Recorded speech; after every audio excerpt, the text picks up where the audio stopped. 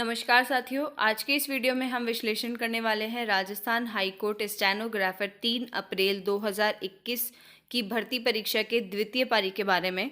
मैं आप लोगों को बता दूं कि यहाँ पर मैं आज आप लोगों को एफिशिएंसी टेस्ट में पूछे गए एग्जैक्ट सवालों के बारे में बताने वाली हूँ। साथ ही साथ मैं आप लोगों को स्टेनो टेस्ट में पूछे जा रही शब्दावलियों के बारे में भी बताने वाली हूँ कि किस तरीके की शब्दावलियाँ आप लोगों से यहाँ पर पूछी जा रही है। तो अगर आप लोगों का एग्ज़ाम आने वाले दिनों में है या फिर आपके किसी जान पहचान वाले का एग्ज़ाम आने वाले दिनों में है तो ये वीडियो आप लोगों के लिए काफ़ी ज़्यादा बेनिफिशियल हो सकता है, क्योंकि इस वीडियो को देखने के बाद में आप लोगों में एग्ज़ाम देने का कॉन्फिडेंस डबल हो जाएगा। और मैं यहाँ पर आप लोगों को 100% गारंटी दे सकती हूँ कि जो भी जानकारी मैं प्रोवाइड करा रही हूँ वो 100% ऑथेंटिक और सटीक है। तो चलिए शुरू करते हैं। और सबसे पहले मैं आप लोगों को बता दूं कि किस तरीके का पैराग्राफ यहाँ पर आप लोगों से पूछा गया है। तो अगर मैं बात करूँ यहाँ पर पैराग्राफ की, तो यहाँ पर वैधानिक शब्दावलियाँ काफ़ी ज़्यादा पूछी गई है, जैसे कि धारा 62 सीआरपीसी पर पैराग्राफ आया था। उसके बाद में गवाह के बयान से संबंधित एक पैराग्राफ था और दूसरा साक्ष्य से संबंधित भी यहाँ पर आप लोगों से पैराग्राफ पूछा गया है। तो इस तरीके से जो भी कोर्ट की लैंग्वेज है, अगर आप उसको एक बार पढ़ लेंगे तो आप लोगों के लिए ज़्यादा बेनिफिशियल होगा और आप लोग डिक्टेशन में अधिक मार्क्स गेन करने में सफल होंगे। तो ये सारी बातें जो थी वो डिक्टेशन के बारे में थी। अब अगर मैं बात करूँ स्टेनो टेस्ट से संबंधित, यहाँ पर कुछ ध्यान रखने योग्य बातें हैं, जिसमें सबसे पहला है कि डिक्टेशन में आप लोगों को पूर्ण विराम या फिर कॉमा के बारे में कोई जानकारी नहीं दी गई थी कि कहाँ पर पूर्ण विराम लगाना है और कहाँ पर कॉमा लगाना है।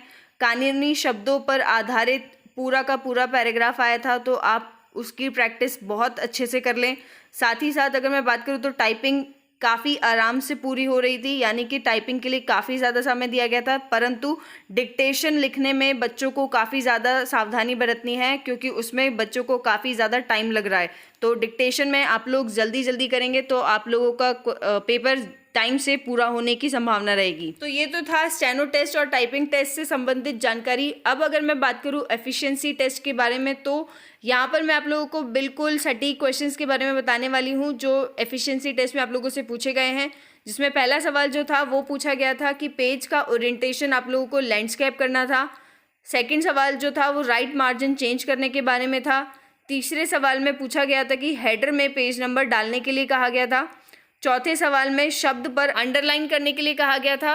पांचवें सवाल में शब्द को इटैलिक करने के लिए बोला गया था। छठे सवाल में शब्द को डबल स्ट्राइक आउट करने के लिए कहा गया था। सेवन्थ क्वेश्चन में पैराग्राफ को हाईलाइट करने के लिए कहा गया था। उसके बाद एट्थ क्वेश्चन में बिफोर स्पेसिंग 12 पॉइंट करने के लिए बोला गया था। फिर नाइन्थ क्वेश्चन में फॉन्ट साइज को 16 करने के लिए कहा गया था। 10वें क्वेश्चन में फुटर में राजस्थान शब्द डालने के लिए कहा गया था। तो इस तरीके से आप लोगों से यहाँ पर सवाल पूछे गए थे जो एफिशिएंसी टेस्ट से रिलेटेड थे। अब अगर मैं बात करूँ टेबल में कौन कौन से सवाल पूछे गए थे, तो उसमें पहला जो सवाल था वो फॉन्ट कलर चेंज करने के लिए बोला था। दूसरे में फॉन्ट इटैलिक करने के लिए बोला था और तीसरे में एक्सपॉन्डेड कैरेक्टर स्पेसिंग 1 पॉइंट करने के लिए कहा गया था। तो ये सारे सवाल बिल्कुल एग्जाम में आए हुए सवाल हैं जो आज के पेपर में आप लोगों से पूछे गए थे। तो इस तरीके के सवाल आगे भी आने की संभावना है। तो अगर आप एफिशिएंसी फुल मार्क्स लाना चाहते हैं तो इन क्वेश्चंस को बिल्कुल अच्छे से कर लें और इस तरीके के क्वेश्चंस की प्रैक्टिस भी बहुत अच्छे से कर लें। कल भी मैं दोनों पारियों में होने वाले पेपर की एग्जैक्ट जानकारी यहाँ पर आप लोगों के लिए लेकर आऊँगी, तो चैनल को सब्सक्राइब करना ना भूलें। साथ ही साथ जिस भी व्यक्ति के लिए ये वीडियो बेनिफिशियल हो सकता है उस व्यक्ति तक ये वीडियो प्लीज़ ज़रूर पहुँचाएँ और उसको ये वीडियो शेयर कर दें। And thank you for watching the video.